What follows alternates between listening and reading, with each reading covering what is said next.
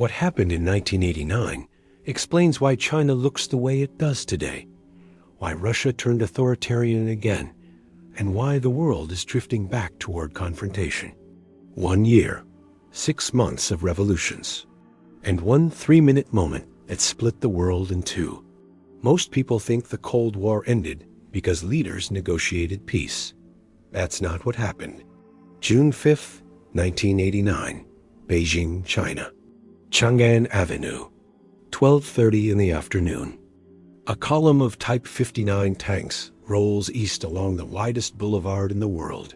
Behind them, smoke still rises from Tiananmen Square, where just 24 hours earlier, the People's Liberation Army opened fire on student protesters.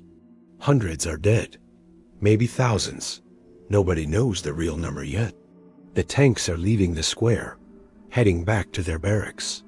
The military operation is complete, the pro-democracy movement crushed, and a man steps into the street.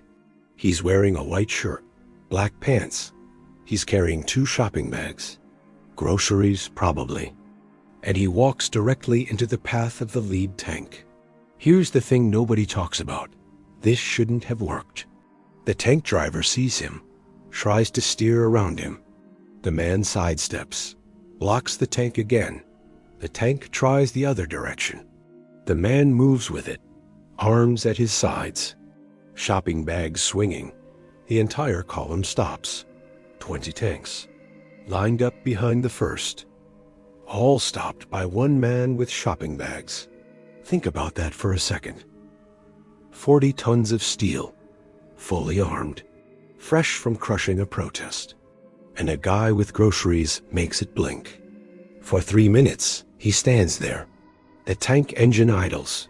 The man doesn't move. Then he does something that still doesn't make sense. He climbs onto the tank. He leans down to the hatch, appears to be talking to the soldiers inside. Witnesses later say they heard him shout, "Why are you here? My city is in chaos because of you." He climbs down, stands in front of the tank again. The tanks still don't move. Finally, 2 men in civilian clothes run into the street. They grab the man, pull him into the crowd. He disappears. The tanks continue forward. 4 photographers captured the moment from hotel balconies overlooking the avenue. Jeff Whittier from the Associated Press, Stuart Franklin from Magnum Photos, Charlie Cole from Newsweek, Arthur Sang from Reuters. Their images would circle the globe within hours. Nobody knows who the man was, not his name, not what happened to him. The Chinese government has never identified him. Western intelligence agencies spent years searching. He became known simply as Tank Man. And that 3-minute confrontation became a test case. A test for something the world was about to see tried again and again in 1989. What happens when one person refuses to move? When hundreds refuse? When thousands refuse? Tank Man proved the concept. Others would prove the scale. Because 1989 wasn't just the year one man stopped tanks in Beijing. It was the year millions of people across Eastern Europe did the same thing. Except instead of tanks, they faced governments, police forces, secret police, entire systems built to keep them silent. And in most places, not Beijing, but most places, those systems didn't shoot. They collapsed. But to understand how we got to Tank Man, we need to rewind 6 months. To the spring of 1989, when students in Beijing started gathering in a square, demanding something their government hadn't allowed in 40 years. Freedom. April 15th, 1989. Hu Yaobang dies. He was the General Secretary of the Communist Party until 1987, when hardliners forced him out for being too liberal, too sympathetic to student protests. His death becomes a rallying point. University students in Beijing start gathering at Tiananmen Square to mourn him. But the mourning turns into something else. Speeches, banners, demands.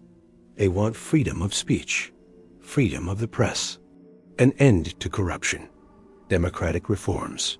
At first, it's a few hundred students, then thousands. then tens of thousands. Here's where it gets out of control. By mid-April, over 100,000 students are occupying Tiananmen Square around the clock.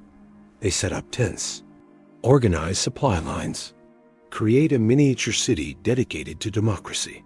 The government doesn't know what to do. Some leaders, like Premier Zhao Ziyang, want dialogue, want to listen to the students. Others, like Premier Li Peng and senior leader Deng Xiaoping, see the protests as a threat to party authority. On April 26, the People's Daily newspaper publishes an editorial. It calls the protests turmoil that must be firmly opposed. It's written with Deng Xiaoping's approval. This is the moment it could have ended peacefully. The government signals, disperse now, no punishment. Go home. The editorial backfires. Instead of dispersing, more people join. Workers, journalists, even some government officials. By early May, over 1 million people are protesting daily in Beijing. Demonstrations spread to 400 cities across China. On May 13th, students begin a hunger strike. Over 3,000 students stop eating. They're demanding the government retract the April 26 editorial and start real dialogue. And then the worst possible timing happens. Soviet leader Mikhail Gorbachev is scheduled to visit Beijing on May 15th for the first Sino-Soviet summit in 30 years. It's supposed to be a diplomatic triumph. China back on the world stage. Great power respect. Instead, it's a humiliation. Gorbachev's motorcade has to use side streets to avoid protesters. The planned ceremonies in Tiananmen Square are cancelled. The square is occupied. The entire world is watching. CNN cameras, international press. They came to cover Gorbachev. They're now covering the largest pro-democracy protest in communist China's history. The Communist Party leadership fractures.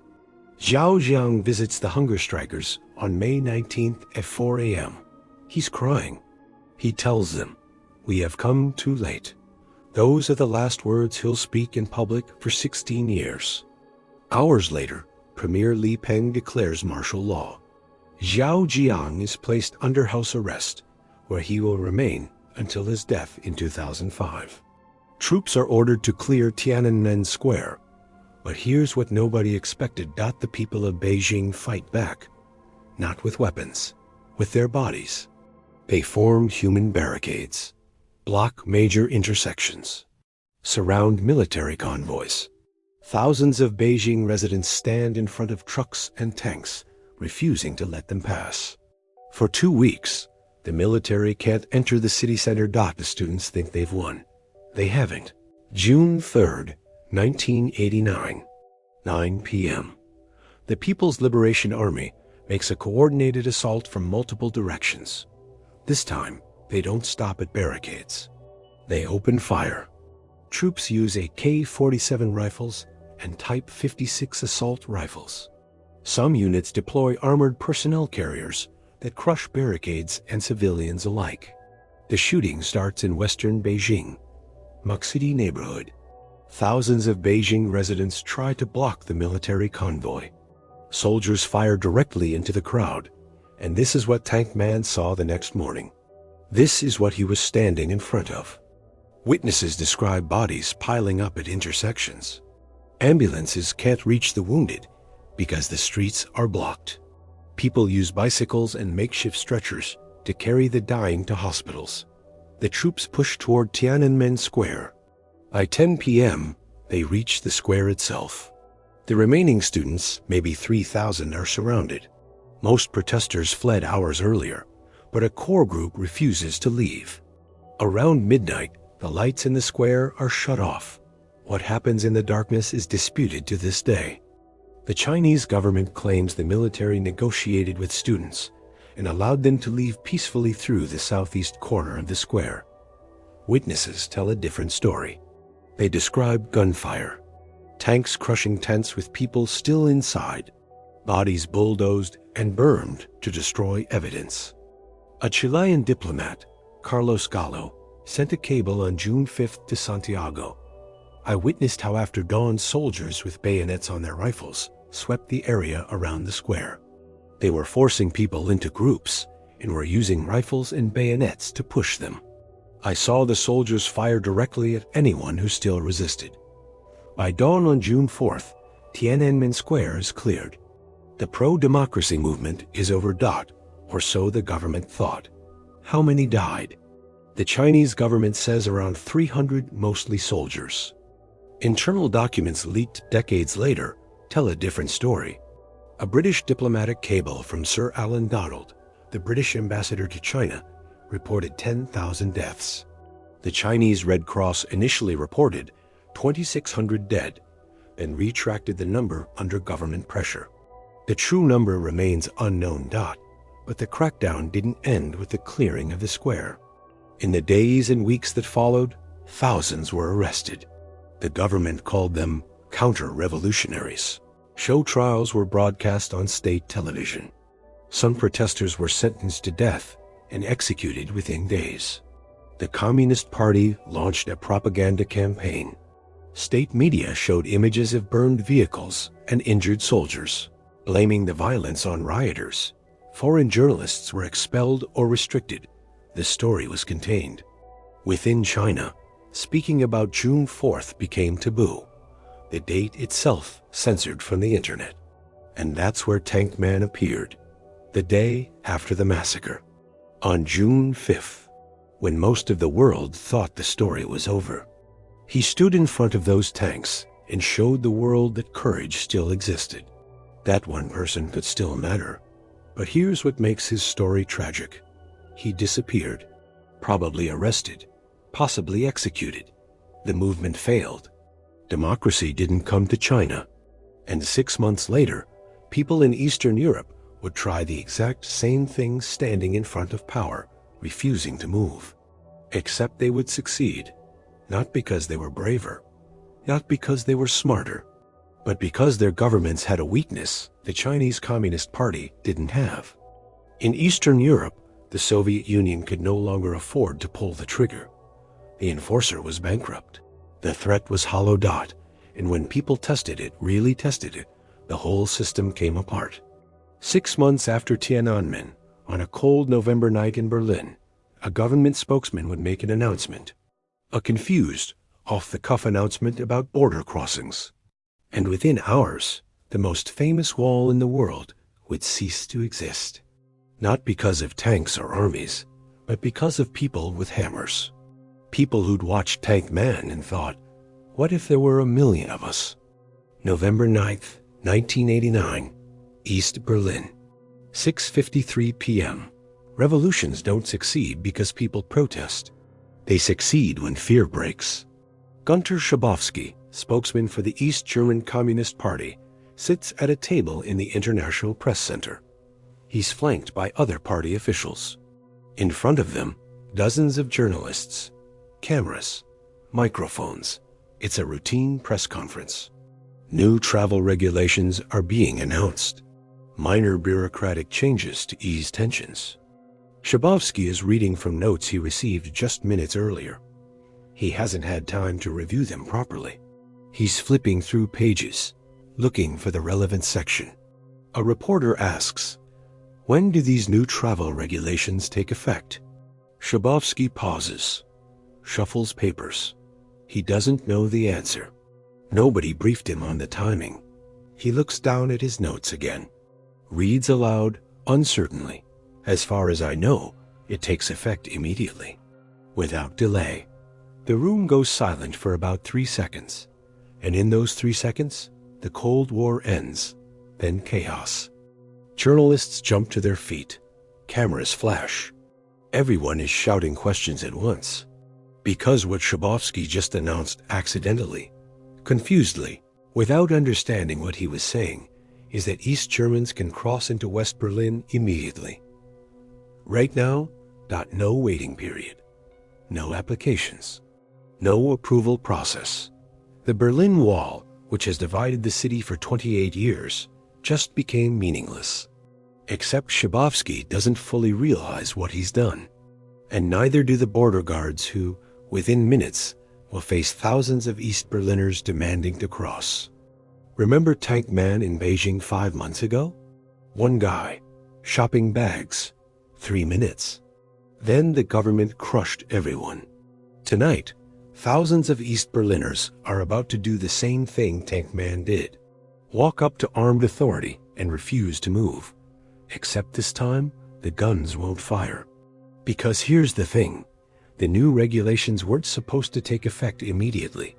They were supposed to start the next day, November 10th.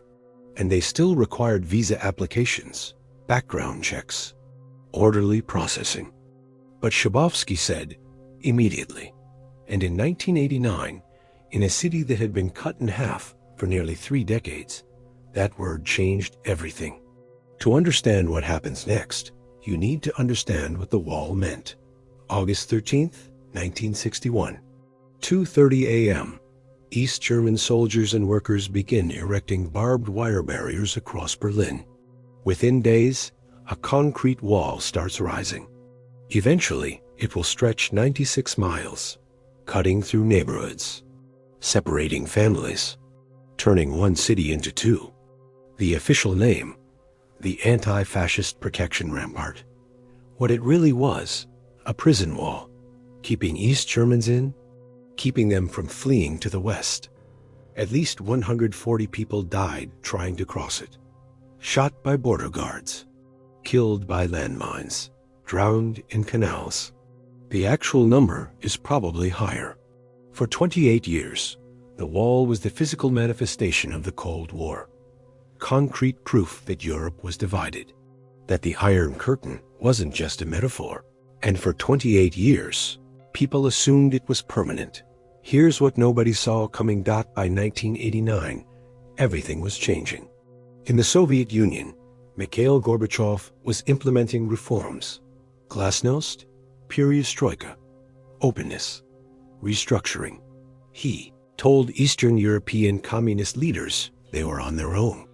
The Soviet Union wouldn't send tanks to prop up failing regimes anymore. That was the crack in the system. That's what Tank Man didn't have in Beijing. Because in 1956, Soviet tanks crushed the Hungarian uprising. In 1968, they ended the Prague Spring in Czechoslovakia. Eastern European governments stayed in power because Moscow backed them with military force. Now Gorbachev was saying, "You're on your own." Across Eastern Europe, people started testing their governments. In Poland, Solidarity, the banned trade union movement, won elections in June, the first non-communist government in the Soviet bloc. In Hungary, the government started dismantling the barbed wire fence along its border with Austria in May. By September, the border was open. East Germans started traveling to Hungary, then crossing into Austria, then reaching West Germany. Tens of thousands of them. And here's where East Germany's leaders made their fatal mistake. Erich Honecker, who'd run East Germany for 18 years, refused to reform, refused to open up. The country was hemorrhaging citizens through Hungary and Czechoslovakia, but Honecker insisted everything was fine. In October, massive protests erupted in East German cities: Leipzig, Dresden, East Berlin. In Leipzig, on October 9th, 70,000 people marched through the streets. They expected violence. Police and paramilitary units were positioned throughout the city. Everyone remembered Tiananmen Square 5 months earlier. Everyone knew what could happen. But the order to shoot never came. This is where it splits from Beijing. The Leipzig police had the same choice the People's Liberation Army had: fire or stand down. In Beijing, they fired. In Leipzig, they didn't. The local party leaders decided that opening fire would cause more problems than it solved. Gorbachev had made clear the Soviets wouldn't intervene. The protesters remained peaceful. So the police stood down. The marches continued. Every Monday, the Leipzig protests grew larger. By November, 300,000 people were marching. On October 18th, Erich Honecker resigned. 40 years of building socialism done. His replacement, Egon Krenz, knew the government had to do something, had to release pressure. The country was coming apart. So the Politburo drafted new travel regulations, making it easier for East Germans to apply for permission to visit the West. Bureaucratic, reforms, controlled, gradual. They scheduled a press conference for November 9th to announce the changes. And they gave Gunter Schabowski the notes just before he walked into the press room, which brings us back to 6:53 p.m., when Schabowski says immediately. Within minutes, the press conference footage is broadcast on West German television. ARD Tagesschau, the main evening news program, leads with the story. East Germany opens its borders. East Germans watch West German TV. Nearly everyone does. The signals reach across the wall. By 7 p.m., people start gathering at the border crossings. Bornholmer Strasse checkpoint, the northernmost crossing point between East and West Berlin. Harald Geiger is the senior officer on duty, a Stasi lieutenant colonel. He's worked this checkpoint for years. He knows the rules, the procedures. At 8 p.m., a handful of people arrive, asking to cross. They saw the announcement on TV. They want to visit West Berlin. Geiger tells them they need permits, stamps in their passports. The usual procedure. They show him televised recordings. The spokesman said immediately, no delay. Geiger realizes something is very wrong. He calls his superiors. Nobody knows what to do. The orders are unclear. They tell him to stall. Check passports carefully. Process people slowly. By 9 p.m., the crowd has grown. Hundreds of people. Then thousands. They're chanting. Open the gate. Open the gate. Think about what's happening here. These aren't students. These aren't activists. These are ordinary East Berliners. Office workers. Factory workers. Families. Doing exactly what Tank Man did. Standing in front of armed authority. Refusing to leave. Geiger calls headquarters again. He's told to select some people with travel documents and let them through. Stamp their passports with an exit visa that doesn't allow re-entry. It's a trick. Let some troublemakers out. Don't let them back in. Reduce the pressure. But the crowd keeps growing. By 10 p.m., there are 20,000 people packed against the barriers at Bornholmer Strasse. The chanting is deafening. The guards are overwhelmed. Other checkpoints face the same situation. Waltersdorfer Chelsea, Checkpoint Charlie, Invalidenstrasse, all flooded with people demanding to cross. And here's the moment that changes everything. At 10:30 p.m., Harald Geiger makes a decision. He can't reach anyone in authority who will give him clear orders. His guards are surrounded by an increasingly angry crowd. If violence breaks out, people will die. He could shoot. He has the authority, the weapons. 28 years of precedent. Instead, he orders the gates open. The crowd surges through. Within minutes, all the other checkpoints follow. The guards can't stop the tide. All along the wall, people start crossing, flooding into West Berlin. What happens next is pure chaos and pure joy. West Berliners, watching the news, rush to the wall to meet the East Berliners coming across. They bring champagne, beer, flowers. They're crying, hugging strangers. Traffic comes to a standstill as tens of thousands of people fill the streets. At the Brandenburg Gate, closed since 1961, people start climbing the wall. Both sides, standing on top of the concrete barrier, dancing, singing, waving flags. Police on both sides stand back. They're not going to stop this. And then people start attacking the wall itself with hammers, chisels, pickaxes, anything they can find. They're chipping away pieces. Souvenir hunting, yes, but also something deeper. They're destroying the thing that divided them. The sound of hammers striking concrete echoes through the night. Thomas Selbig was an East German student. He crossed at Bornholmer Strasse around 11 p.m. He later described it. I walked through and couldn't believe it. West Berliners were waiting on the other side, and they were celebrating us. You? We did nothing but walk through a gate, but they treated us like heroes. Angela Merkel, future Chancellor of Germany, was a 35-year-old scientist living in East Berlin. She was at her weekly sauna session when the wall fell. This is real. The future leader of Germany missed the Berlin Wall falling because she was at the sauna. She crossed that night, just before midnight, at Bornholmer Strasse. She bought a beer in West Berlin. Then she went home.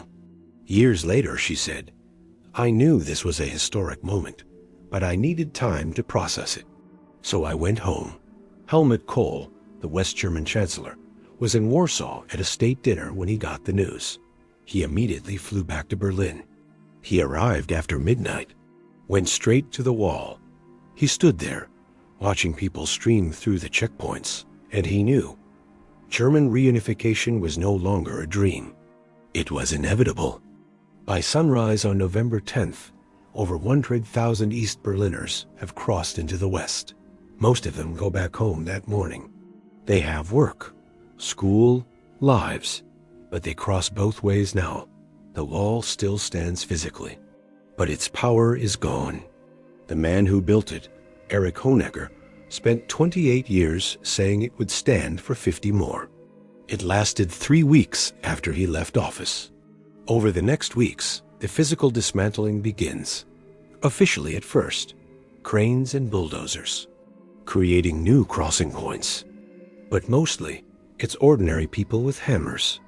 Mauerspicht, wall woodpeckers they're called, chipping away fragments, selling them as souvenirs, destroying history one blow at a time. By December, entire sections of the wall are gone. Holes you can walk through, cross wherever you want. The Cold War's most iconic symbol is being destroyed by hand tools. But here's what makes November 9th so important. It wasn't planned. It was a mistake. A confused spokesman reading from incomplete notes. A border guard making a split-second decision when he couldn't reach his superiors. There was no revolution, no violence, no master plan. Just people showing up and refusing to be divided anymore. Tank Man stood alone for 3 minutes. Then he disappeared. East Berliners stood together for 3 hours. And they won. That's the difference. Not courage, numbers, and a system that couldn't pull the trigger anymore. And that spirit, ordinary people overwhelming a system that couldn't shoot them, was contagious. Because while Berliners were tearing down their wall, 400 miles to the south, students in Prague were preparing their own confrontation with power. Except their wall wasn't made of concrete. It was made of fear. And in 10 days, they would shatter it completely. With keys, jangling keys. Thousands of them. If you think that sounds ridiculous, wait until you hear how it worked. November 17th, 1989. Prague, Czechoslovakia. 2 p.m. One man standing alone failed. 70,000 standing together didn't. Martin Maestricht is a 23-year-old student at Charles University. He's standing in a crowd of about 15,000 students gathered at Alberthof, near the medical faculty building. Officially, they're here to commemorate the 50th anniversary of Jan Opeltel's death, a medical student killed by Nazis in 1939. His funeral sparked student protests that led to 9 students being executed and thousands sent to concentration camps. But everyone knows this isn't really about 1939. This is about now. About a communist government that has ruled Czechoslovakia for 41 years. About censorship. About secret police. About being told what you can say, what you can read, who you can become. The government approved this march. They thought it would be safe, patriotic, anti-fascist. Honoring martyrs from the war, they miscalculated. The students began marching toward Vesered Cemetery, where Opeltel is buried. 4 kilometers through Prague, they're carrying banners, chanting slogans. But the slogans aren't about 1939. We want freedom, free elections, democracy now. Remember Tank Man in Beijing 5 months ago? He stood alone. The government disappeared him. End of story. These students watched that happen. They learned something from it. Don't stand alone. Stand together. Stand in numbers so large they can't disappear you all. By 4 p.m., the march reaches Vizierad. Officially, this is where it's supposed to end. Students pay respects at the grave. Go home. Back to normal. Instead, they keep walking toward the city center, toward Wenceslas Square, the heart of Prague. More people join as they march. Workers leaving jobs, high school students, older citizens who remember the Prague spring of 1968, the brief moment of freedom crushed by Soviet tanks. By the time the march reaches Narodny Trida National Avenue, a street near the National Theater, the crowd has swelled to over 20,000. It's after 7 p.m. now, getting dark. And then they hit the police line. Riot police in white helmets form a cordon across the street. Behind them, Red Beret special anti-terrorist units, blocking all exits. The students are trapped. They sit down, link arms. They're chanting, "We have bare hands. We have bare hands," showing they're unarmed, peaceful. Here's where it could have become another Tiananmen. At approximately 7:30 p.m., the police attack. Not with water cannons or tear gas. With batons, shields, boots, they wade into the crowd, beating anyone within reach. Students scream, try to escape, but all the side streets are blocked. There's nowhere to run. Officers drag people into side streets and continue beating them. One group of students tries to take shelter in a building entrance. Police follow them inside. Continue the assault. Zdenek Chivinsk, a law professor who witnessed the attack, later described it. "I saw policemen beating people who were already on the ground, unconscious. They were beating them methodically, professionally, like they'd been trained for this. Around 600 students are injured. Ambulances arrive, but police initially won't let them through.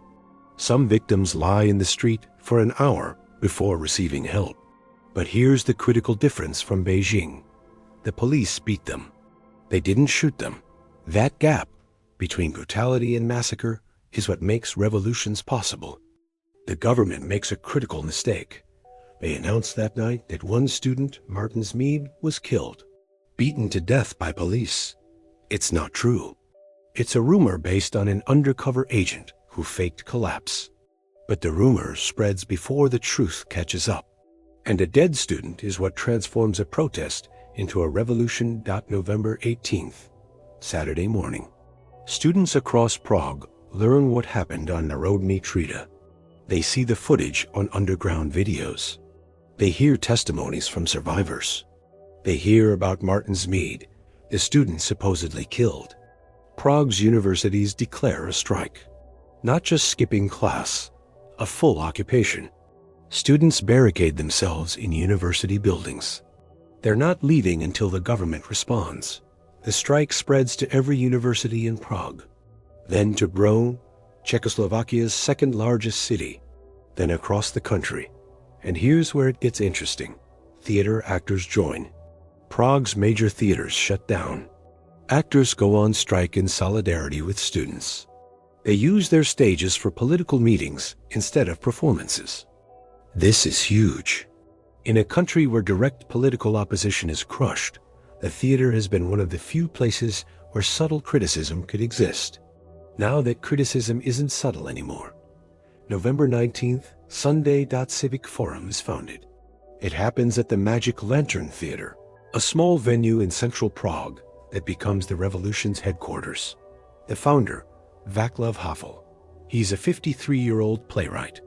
Spent most of the past decade in and out of prison for his writings. His plays are banned in Czechoslovakia. He works in a brewery because he can't get other employment. 6 weeks from now, he'll be president of Czechoslovakia. If you think that's impossible, you haven't been paying attention to 1989. Civic Forum's demands are simple. Release all political prisoners. Investigate police violence on November 17th. Resignation of top communist officials responsible for 1968 and the subsequent repression. Free elections. The government refuses to negotiate. November 20th. Monday. The protests explode. 200,000 people fill Wenceslas Square. The next day, 500,000. 500,000. Prague has 1.2 million people. Nearly half the city is in the streets. Wenceslas Square becomes a massive public forum. People gathering every afternoon and evening. Speakers address the crowd from balconies. Musicians perform. Dissidents who've been underground for years suddenly appear in public. Tank Man stood in front of one tank column for 3 minutes. Prague has 500,000 people standing in a square for a week straight. This is what he proved was possible. This is the scale up. And on November 24th, something remarkable happens. The entire Communist Party leadership resigns. General Secretary Milik Yaquez, the Politburo, the Central Committee, all gone. 7 days. That's how long it took. 7 days from police beating students to the government collapsing. But the communists still control the parliament. They still have the security forces. They try to install new leaders, more moderate, more willing to dialogue. Civic Forum says no, not enough. Real change or the protests continue. And here's where Civic Forum makes their genius move. November 27th. They call for a general strike. 2 hours. Noon to 2 p.m. Everyone in Czechoslovakia, workers, students, office employees, everyone stops working and demonstrates. It's a test. Can Civic Forum actually mobilize the country? Or is this just Prague intellectuals and students? This is the moment that answers whether 1989 is different from every failed uprising before it. At noon, factories go silent. Offices empty. Public transit stops. Church bells ring across the country. Millions of people pour into streets. Prague, Bratislava, Brno. Every city, every town. In Prague alone, 800,000 people fill Letna Plain, an open field overlooking the city. And they do something nobody expected. They ring keys. The sound of thousands of keys jingling becomes the symbol of the revolution. Jingling keys, saying, it's time to go. Time to lock the door on 41 years of communism. Think about that for a second. The weapon that defeats a dictatorship is the sound of people shaking their keychains. Not guns, not bombs. Keys. The government realizes they've lost. Negotiations begin in earnest. Civic Forum and the government meet daily. They're bargaining over the transition.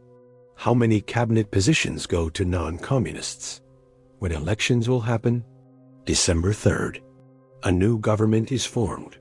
For the first time since 1948, non-communists hold ministerial positions. Not a majority yet, but it's the beginning. December 10. A government of national understanding is formed. Communists are now the minority in their own government. But there's one more moment that captures what this revolution means. November 24, Wenceslas Square. Václav Havel is on a balcony overlooking the square, addressing hundreds of thousands of people. And next to him stands a man most Czechoslovaks haven't seen in public in 21 years. Alexander Dubček. In 1968, Dubček was the leader of Czechoslovakia during the Prague Spring, the brief period when the country tried to create socialism with a human face, freedom of speech, freedom of the press, democratic reforms within the communist system. It lasted 8 months. Then Soviet tanks rolled into Prague on August 21st, 1968. The Prague Spring was crushed. Dubček was removed from power, sent into internal exile, forbidden from speaking publicly. For 21 years, he's been working as a forestry clerk in Slovakia, watched by secret police, silenced. Now he's standing on a balcony in Wenceslas Square, and the crowd is chanting his name. He's weeping. So is Havel. So are hundreds of thousands of people in the square. Because this is what the Velvet Revolution means. The Prague Spring that failed in 1968 is succeeding in 1989. Dubček addresses the crowd. His first public speech in 2 decades. An old wise man said, he begins, voice shaking, that a person can be destroyed, but not defeated. The crowd erupts. He continues, citizens, I believe that in these days, we are finally witnessing the victory of what began in 1968. And he's right. This is the Prague Spring, completed. Democracy achieved. Freedom won. Not with violence. Not with weapons. With protests, strikes, masses of people refusing to accept the old system anymore. They called it the Velvet Revolution. Velvet because after November 17th, not a single person died, not no blood spilled, no civil war, just overwhelming numbers and moral clarity. On December 29th, 1989, 42 days after the revolution began, the Federal Assembly elects a new president. Václav Havel, a dissident playwright who spent much of the 1980s in prison, becomes president of Czechoslovakia. In his New Year's address on January 1st, 1990, he tells the nation, "People, your government has returned to you." But here's the thing about revolutions. They're contagious. Poland had elections. Hungary opened borders. Berlin's wall fell. Prague used jangling keys, each success teaching the next country, it's possible. You can win. But there was one place where the dictator watched all of this and thought, not here, Romania, ruled by Nicolae Ceausescu for 24 years, one of the most brutal police states in Europe. Ceausescu looked at Poland, Hungary, East Germany, Czechoslovakia all falling like dominoes, and he thought, not Romania. His security forces were loyal. His cult of personality was strong. He controlled everything. He was wrong, and what happened in Romania wouldn't be velvet. It would be violent, bloody, and it would end with a dictator facing a firing squad on Christmas Day. Because sometimes, when you rule through fear for too long, people don't just want you to leave. They want you to pay. December 15th, 1989. Timișoara, Romania. Romania proved something uncomfortable. Violence didn't stop the revolution. It ended the regime faster. Laszlo Tix stands in his apartment above the Reformed Church. He's a 37-year-old pastor, ethnic Hungarian. And for the past 2 years, he's been a thorn in the government's side. He's preached about human rights, criticized the regime's treatment of Romania's Hungarian minority, spoken openly about corruption and repression in a country where saying such things can get you imprisoned or killed.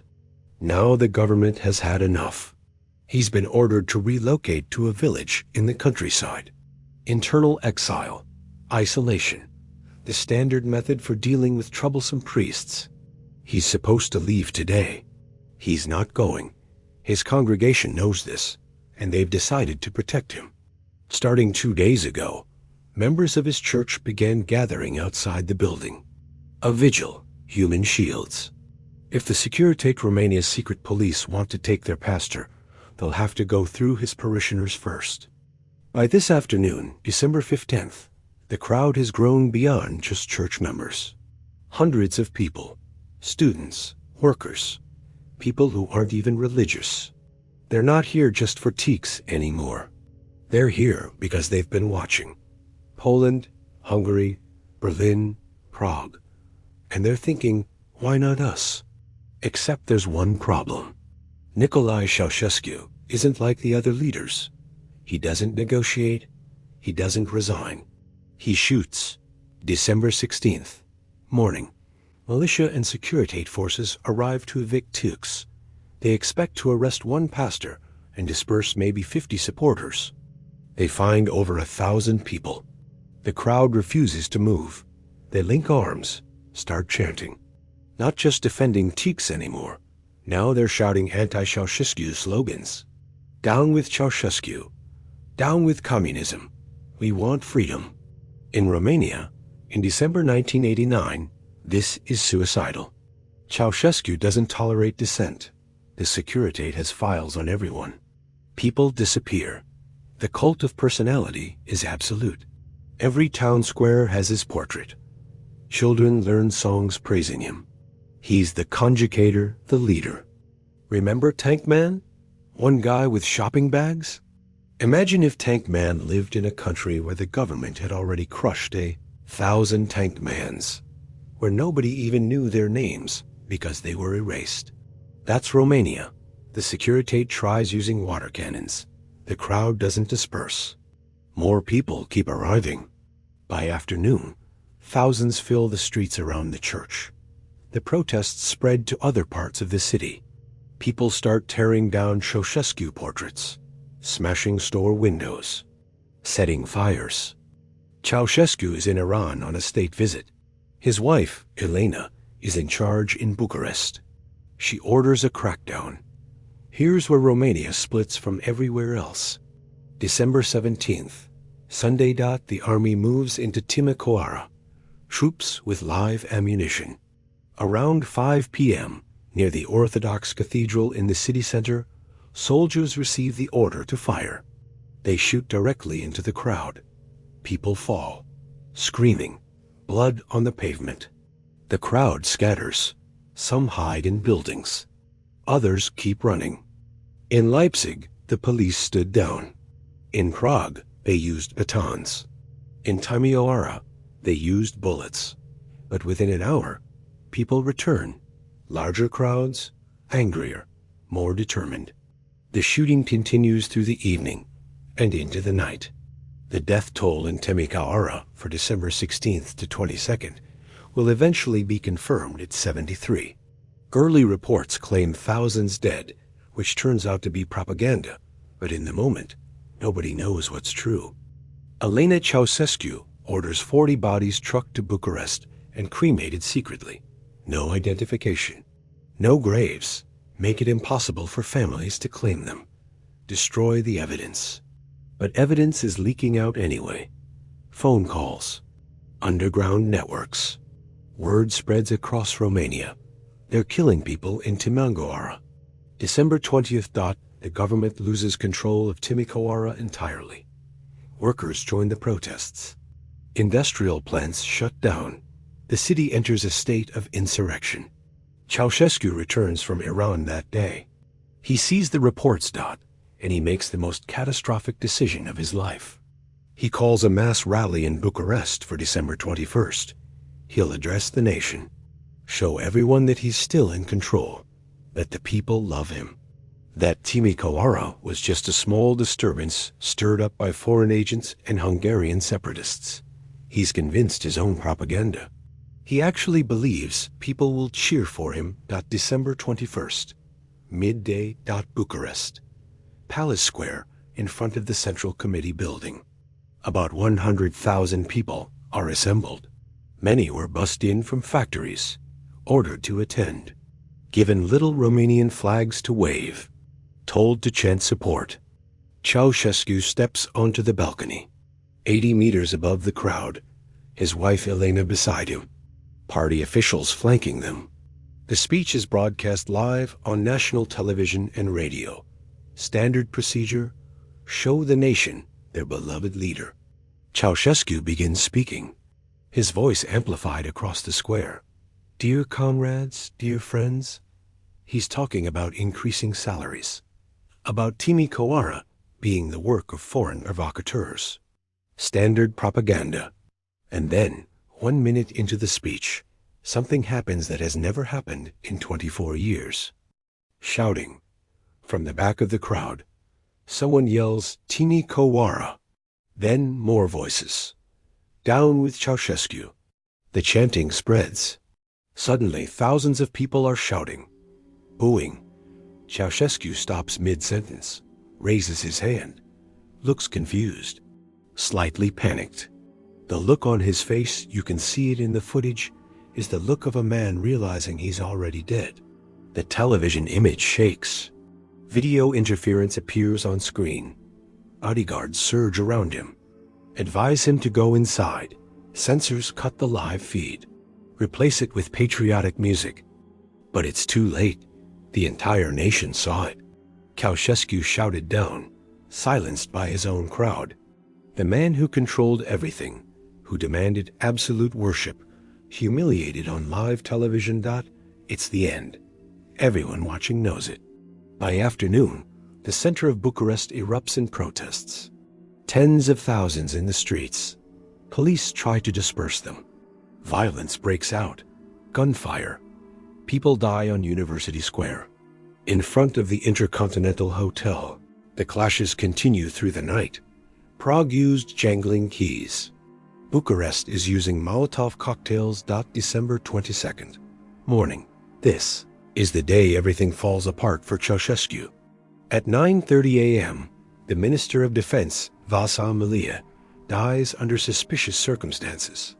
The official announcement says he committed suicide after Ceausescu discovered he was a traitor, but rumors spread immediately.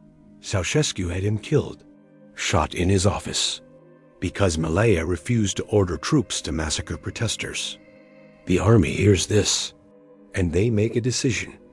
They're not firing on the people anymore. Victor Stanculescu is appointed the new defense minister. He accepts, but secretly, he's already switched sides. He orders troops back to their barracks without Ceausescu knowing. By mid-morning, massive crowds surround the Central Committee building, chanting for Ceausescu to come out, to surrender. Ceausescu appears on the balcony again, tries to address the crowd. They boo him down, throw rocks, storm the building. The army doesn't stop them. At approximately 12:08 p.m., Nicolae and Elena Ceausescu flee to the roof of the building. 24 years of absolute power, down to running for a helicopter in 8 hours. A helicopter is waiting. They board along with a few aides. The helicopter lifts off. Below them, protesters swarm into the building, ransacking offices, tearing down Ceausescu's portrait. The dictator is now a fugitive. The helicopter flies north. But within 30 minutes, the pilot claims air traffic control is reporting military helicopters preparing to intercept. He refuses to fly further, lands in a field outside Targovect, about 80 kilometers from Bucharest. It's probably a lie. The pilot likely knows the regime is finished and wants to save himself. The Ceausescus commandeer a car, force the driver to take them, but word is spreading. Every police unit, every army base, every citizen with a radio knows the dictator is running. Near Targovect, an army patrol stops the car, arrests the Ceausescus. They're taken to a military base, held in a small building, guarded by soldiers who, just days ago, would have died to protect them. And here's where it gets dark. December 25, Christmas Day. A military tribunal convenes inside the base. Makeshift courtroom. 5 officers serving as judges, a prosecutor. 2 defense attorneys appointed minutes before the trial. Nicolae and Elena Ceausescu are charged with genocide, mass murder, undermining state power, destroying the economy. The trial lasts approximately 1 hour. It's chaotic. The Ceausescus refuse to recognize the court's authority. They keep demanding to speak to the National Assembly. They seem genuinely confused about why this is happening. Nicolae shouts, "I do not recognize this court. I will only answer to the Grand National Assembly." Elena keeps asking, "Who are these people? What right do they have?" The prosecutor presents evidence, mass graves, testimony about massacres, economic destruction, the systematic torture conducted by the Securitate. The defense attorneys barely speak. They're going through the motions. Everyone knows the verdict is predetermined. After an hour, the judges deliberate. Takes them minutes, guilty on all charges. Death sentence. The Ceausescus are led outside. A courtyard, a bullet-scarred wall. From absolute dictator to firing squad in 10 days. 3 soldiers form a firing squad. Automatic weapons, loaded with live ammunition. Nicolae and Elena are positioned against the wall, refused blindfolds, their hands tied behind their backs. Elena is screaming, "How can you do this? We gave you everything. We raised you like our own children. Nikolai starts singing the Internationale, the communist anthem. The commanding officer gives the order. The soldiers fire. Over 120 rounds in approximately 10 seconds. Far more than necessary. The soldiers, given the opportunity, want to be absolutely sure. Nikolai and Elena Ceausescu die instantly. Their bodies left slumped against the wall. The execution is filmed. That evening, Romanian state television broadcasts footage. Not the execution itself, but the bodies afterward. Proof that the dictator is dead. Millions of Romanians watch. Many are crying. Not from grief, from relief. From disbelief that it's actually over. But here's what's insane about the timing. The revolution isn't finished yet. For the next several days, fighting continues in Bucharest and other cities. Members of the Securitate, still loyal to the old regime, engage in gun battles with the army. Approximately 1,000 people die in total during the Romanian Revolution, by far the bloodiest of the Eastern European transitions. But the regime itself is finished. On December 26th, a provisional government forms, the National Salvation Front. They promise free elections within months. Romania had been the last hardline communist dictatorship in Eastern Europe, the most repressive, the most isolated, the one everyone thought would never change. It fell in 10 days. From the first protests in Timișoara on December 16th to the execution on December 25th. 10 days from vigil to firing squad. And the timing is what makes it surreal. The Ceausescus executed on Christmas Day. While most of Europe was celebrating the holidays, Romania was executing its dictator on live television. Tank Man stood in front of tanks and disappeared. The world never knew what happened to him.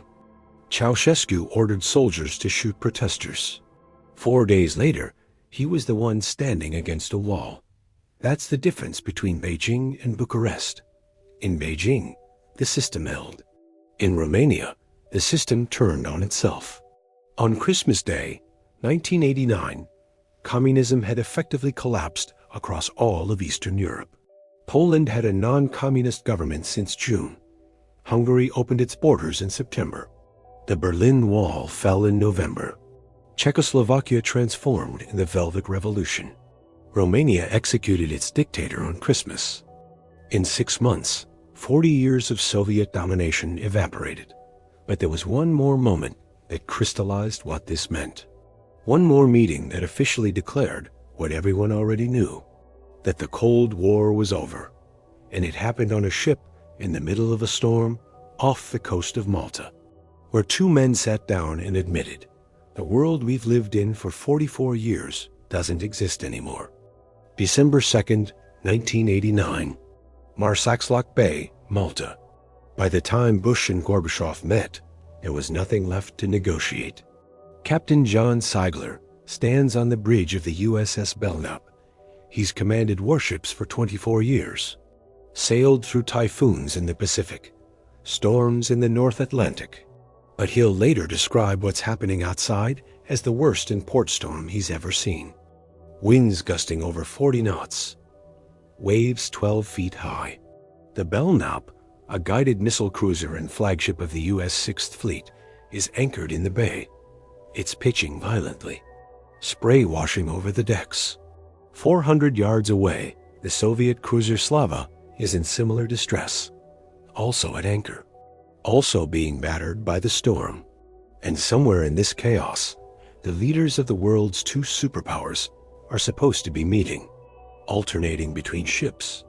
American ship, then Soviet ship, back and forth. Symbolic equality. The plan is already falling apart. President George H.W. Bush spent last night aboard the Belknap. Didn't sleep well. The ship rocked all night. This morning, he's supposed to board the Slava for the first round of talks with Soviet leader Mikhail Gorbachev. Except the Slava is 400 yards away, across open water, in a storm. The Navy deploys an admiral's barge, a small launch. Bush boards around 10 a.m. The boat crew fights through the waves. Bush later describes it as one of the most frightening rides of his life. He reaches the Slava soaking wet, climbs aboard. Gorbachev isn't there. Think about this. You're the President of the United States. You just rode through a Mediterranean storm to meet your counterpart. And he's not even on the ship. The Soviet leader never left the Maxim Gorky. A cruise ship docked safely at a pier in Marsak's Lock Harbor. He took one look at the weather and decided, we're meeting on my ship, the one that isn't moving. So Bush has to transfer again, back to the barge, across the harbor to the Maxim Gorky. When he finally arrives, Gorbachev greets him with a joke. You know what I'm going to do with the Warsaw Pact? Gorbachev asks, grinning. Bush waits. The first thing I'm going to do is eliminate the type of warships you can't board in this weather. Bush laughs. Because at this point, what else can you do? The Cold War is ending in a storm and you're soaking wet. They shake hands. Head inside. And for the next 2 days, while a Mediterranean storm batters Malta, these two men are going to end the Cold War. Except here's the thing, the Cold War already ended. Not with treaties, not with signed agreements, but in the streets, with hammers and keys and crowds that wouldn't move. Tank Man tried to stop it in Beijing, failed, but millions of people in Eastern Europe succeeded. Poland voted, Hungary opened borders, Berlin tore down a wall, Prague jangled keys, Romania executed a dictator. Bush and Gorbachev didn't cause any of that. They're not ending the Cold War. They're acknowledging it already ended. This is their first meeting as leaders. Bush became president in January. He's been cautious about Gorbachev. The Republican right wing doesn't trust the Soviet leader. They think his reforms perestroika, glasnost are tricks, deception. The Soviet Union trying to lull the West into lowering its guard. Bush's advisors told him to go slow. Don't give Gorbachev too much. Make him prove his intentions. But by December 1989, proof is everywhere. Poland has a non-communist government. Hungary opened its borders. The Berlin Wall fell 3 weeks ago. Czechoslovakia transformed peacefully. Romania is in the middle of revolution. The Soviet Empire is collapsing. And Gorbachev isn't sending tanks to stop it. That's what makes Malta different. This isn't negotiation. This is acceptance. They sit down in a cabin aboard the Maxim Gorky. Just the two of them, their foreign ministers and interpreters. The ship is docked, but outside you can hear the storm howling. Gorbachev speaks first. The world is leaving one epoch and entering another, he says. We are at the beginning of a long road to a lasting peaceful era. He's not reading from notes. He's speaking from conviction. The threat of force, mistrust, psychological, and ideological struggle should all be things of the past. Then he says something no Soviet leader has ever said to an American president. I assured the President of the United States that I will never start a hot war against the USA. The room goes quiet. Because that one sentence, is the Soviet Union admitting it lost. Bush responds carefully. He knows this is historic, but he's also a cautious man, a former CIA director, a diplomat. We can realize a lasting peace and transform the East-West relationship to one of enduring cooperation, he says. That is the future that Chairman Gorbachev and I began right here in Malta. But beneath the diplomatic language, there's tension. Because the elephant in the room is Germany.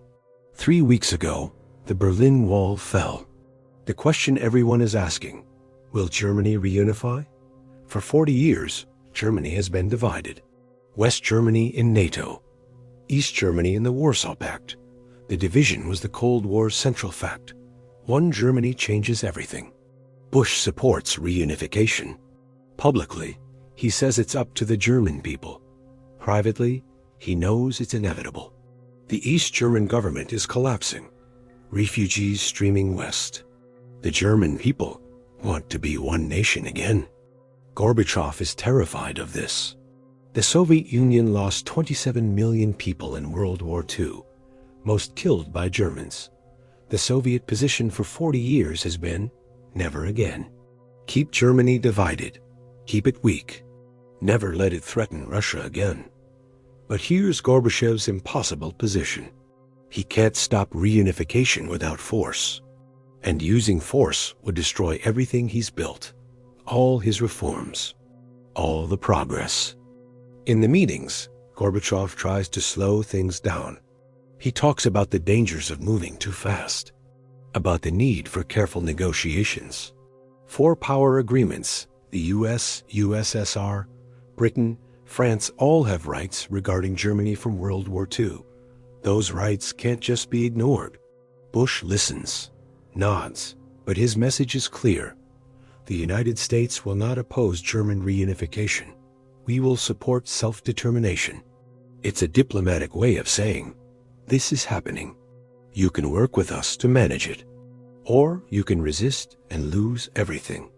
Gorbachev knows he has no leverage. The Warsaw Pact is disintegrating. The Soviet economy is in crisis. He needs Western support, Western investment, Western trade, so he accepts. Not happily, but he accepts. They talk for hours. 5 hours on the first day. More on the second day, December 3rd. They discuss arms control, chemical weapons elimination, conventional forces in Europe, nuclear testing. But the real importance of Malta isn't any specific agreement. In fact, they don't sign anything. No treaties, no formal documents. The importance is the tone, the admission. Two leaders representing two systems that have competed for global domination since 1945, agreeing that the competition is over. On December 3rd, they hold a joint press conference. Aboard the Maxim Gorky, journalists from around the world packed into a room. Bush speaks first. I don't think anyone can say that the saltwater get-together was anything other than a positive experience. He begins. It's classic Bush, understated, dad joke quality. The Cold War is ending, and he's calling it a saltwater get-together. But then he gets serious. We've had a chance to discuss Germany. We've had a chance to discuss the remarkable changes in Eastern Europe. And I think we understand each other's position better. Gorbachev is more dramatic. The world is on the threshold of a new era, he declares. We are leaving the epoch of Cold War and entering a new epoch. A reporter asks, is the Cold War really over? Bush hesitates. He's careful not to declare victory, not to humiliate Gorbachev. We're moving in a very constructive direction, he says diplomatically. Gorbachev doesn't hesitate. Yes, we stated both sides that we are not going to consider each other as enemies anymore. And that is very important. The journalists rush to file their stories. Headlines around the world the next day. Cold War ends at Malta. But here's what's actually happening. Bush and Gorbachev are sitting on a ship declaring the Cold War over, while people in Bucharest are fighting in the streets, and Ceausescu is about to be executed. The Cold War didn't end in Malta. It ended in Warsaw and Budapest and Berlin and Prague and Timisoara. Malta is just where the politicians caught up to reality. But not everyone agrees this is the end. Margaret Thatcher, the British Prime Minister, is skeptical. She thinks Gorbachev is still dangerous. She doesn't trust rapid German reunification. She wants to slow everything down. The hardliners in Bush's administration think he gave away too much. Legitimized Gorbachev when the Soviet Union is on the verge of collapse. And in Moscow, there are generals and party officials who think Gorbachev has betrayed the Soviet Union, given up Eastern Europe for nothing, destroyed everything they fought for. Those people will try to remove Gorbachev in a coup in August 1991. They'll fail, but their attempt will accelerate the Soviet Union's collapse. The irony of Malta is this. By declaring the Cold War over, Bush and Gorbachev tried to manage a peaceful transition, control the dissolution of the Soviet Empire, prevent chaos. They succeeded, mostly. Germany reunified peacefully in October 1990. The Soviet Union dissolved in December 1991 without nuclear war. But Malta also revealed the fundamental reality. The Cold War didn't end because of diplomacy. It ended because communism failed. Poland, Hungary, East Germany, Czechoslovakia, Romania, all collapsed from within. The people rejected the system, overwhelmed it, tore it down. Bush and Gorbachev, meeting on a storm-tossed ship in Malta, were acknowledging what had already happened. The revolutions of 1989 weren't caused by superpower negotiations. They were caused by millions of ordinary people refusing to live under repression anymore. Tank man with shopping bags stopping tanks in Beijing. East Berliners flooding through checkpoints. Czech students jangling keys in Wenceslas Square. Romanian protesters facing down the security. They're the ones who ended the Cold War. Bush and Gorbachev just made it official. By December 3rd, when the Malta summit ends, the transformation is nearly complete. What took 44 years to build the Iron Curtain, the division of Europe, the Cold War military standoff, collapsed in 6 months. But there's one more question that needs answering. How did this happen? What connected all these revolutions? Why did the dominoes fall so quickly?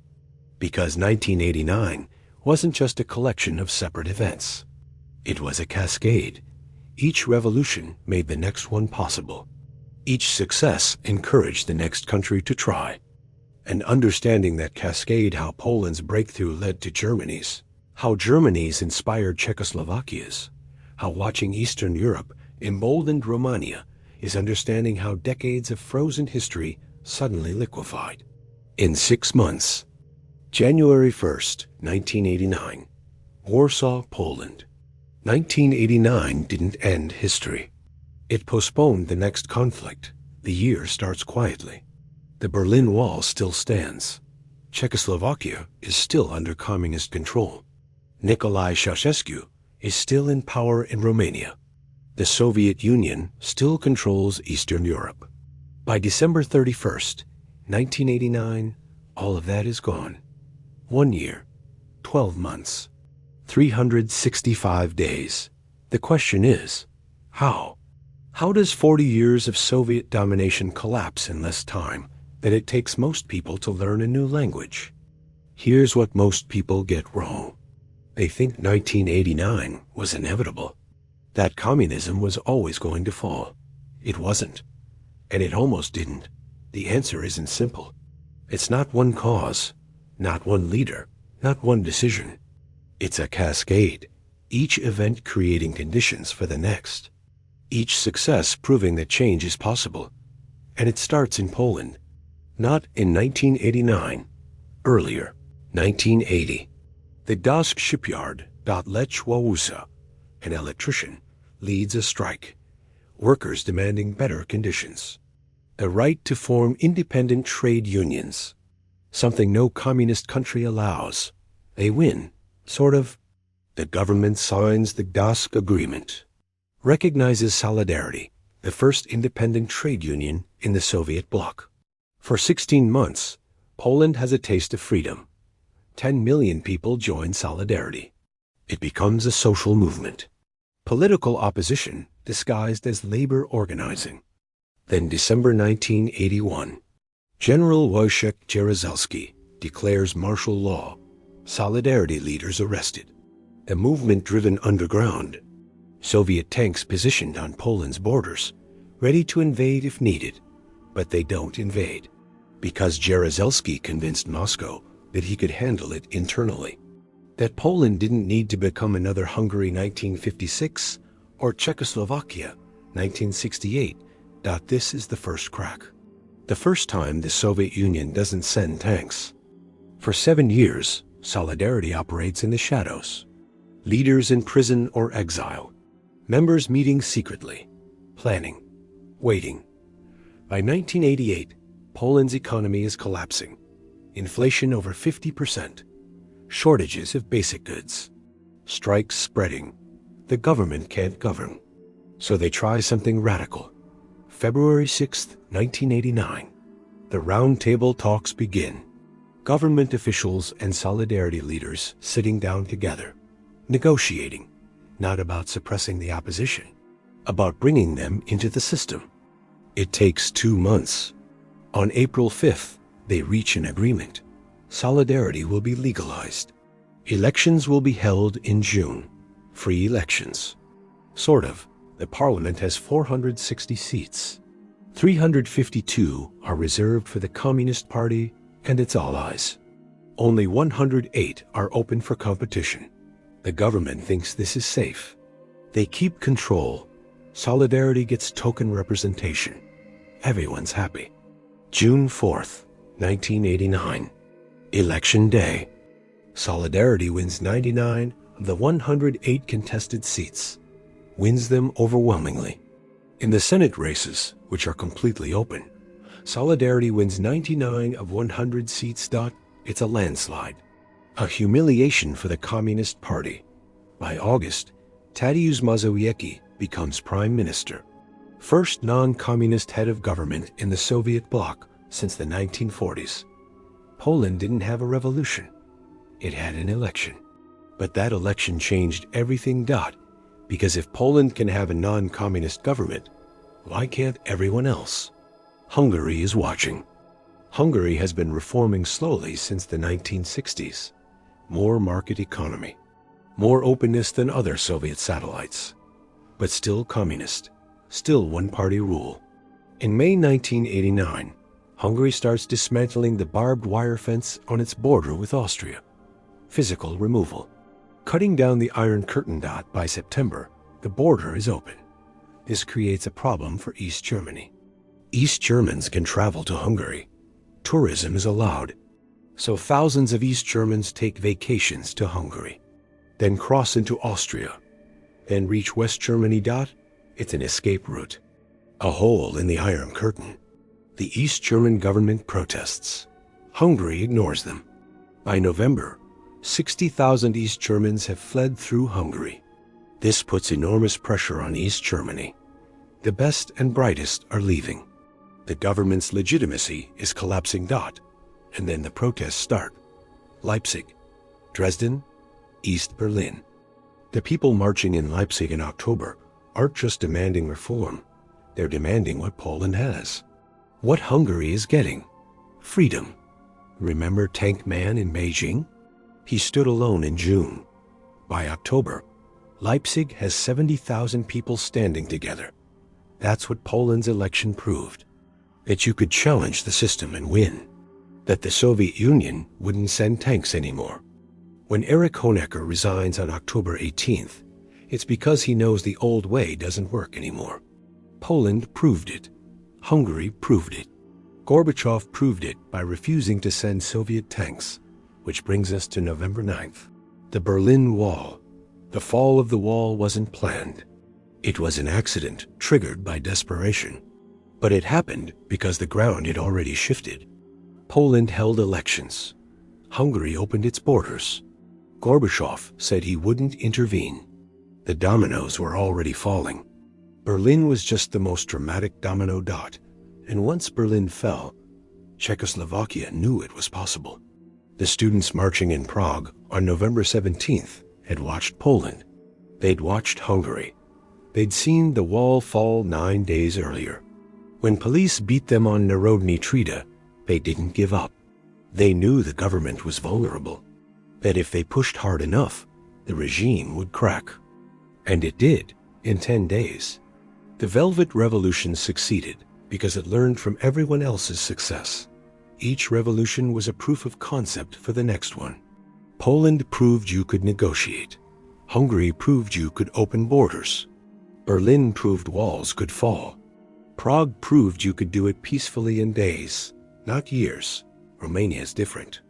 Nicolae Ceausescu watched all of this happening and decided, not here.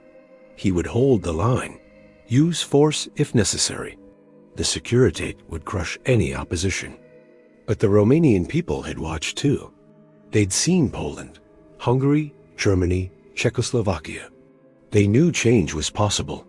When Laszlo Tix refused to be transferred, his congregation protected him.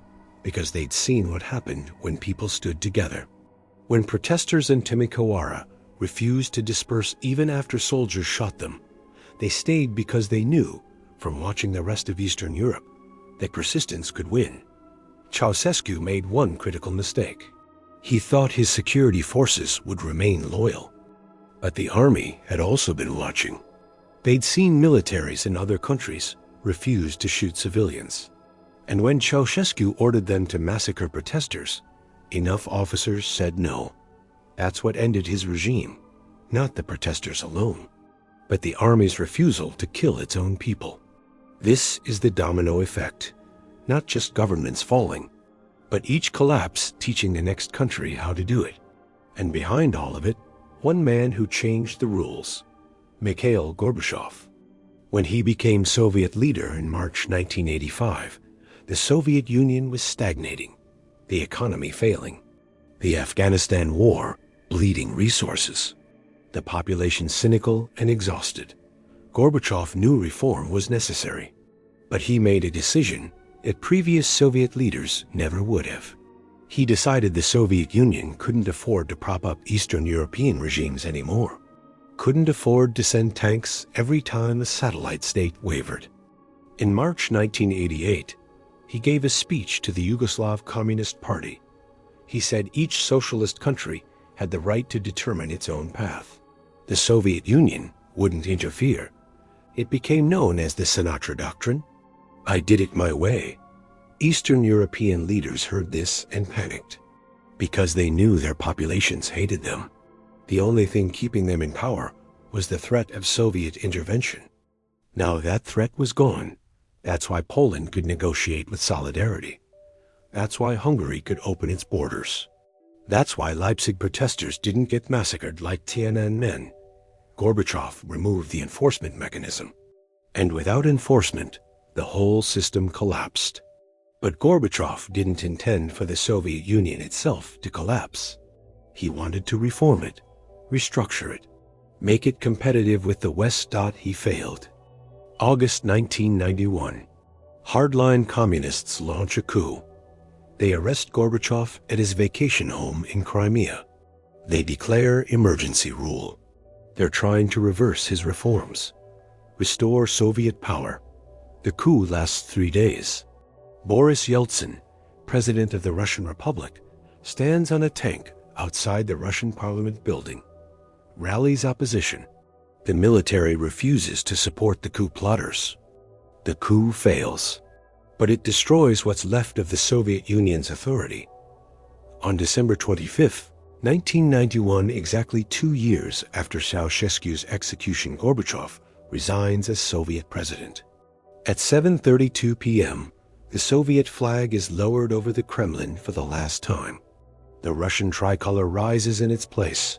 The Soviet Union is dissolved. 15 independent countries emerge from its ruins. 74 years after the Bolshevik Revolution, the communist experiment in Russia ends. Not with war, not with invasion, but with a flag being lowered on a winter evening. So what does 1989 mean? Why does it matter? Because it proved something fundamental about human nature. For 40 years, Western leaders debated whether people in communist countries actually wanted freedom. Maybe, some argued, they prefer security, order, a strong state that provides for them. 1989 answered that question definitively. Given the chance, people chose freedom. Overwhelmingly, unambiguously, not just in one country. In all of them, Poland, Hungary, East Germany, Czechoslovakia, Romania, and eventually the Soviet Union itself. They didn't choose it because the West forced them, or because their economies collapsed, or because they were brainwashed by propaganda. They chose it because when the fear was removed, when the threat of tanks and secret police receded, people wanted to speak freely, travel freely, choose their own leaders. That's the legacy of 1989. But there's another legacy, one we're still grappling with. The collapse of communism didn't create the perfect world many hoped for. Germany reunified, but the integration was painful. East Germans felt like second-class citizens. Economic inequality, resentment. Russia descended into chaos in the 1990s. Oligarchs looted state assets. Democracy struggled. By the 2000s, Vladimir Putin would restore authoritarian rule, calling the Soviet Union's collapse the greatest geopolitical catastrophe of the 20th century. Yugoslavia, which didn't fall in 1989, would descend into genocidal civil war in the 1990s. The expansion of NATO and the European Union eastward, bringing former Warsaw Pact countries into the Western Alliance, created tensions with Russia that persist today. The hope of 1989 was that the end of the Cold War would bring lasting peace. A peace dividend. Resources spent on militaries redirected to human welfare.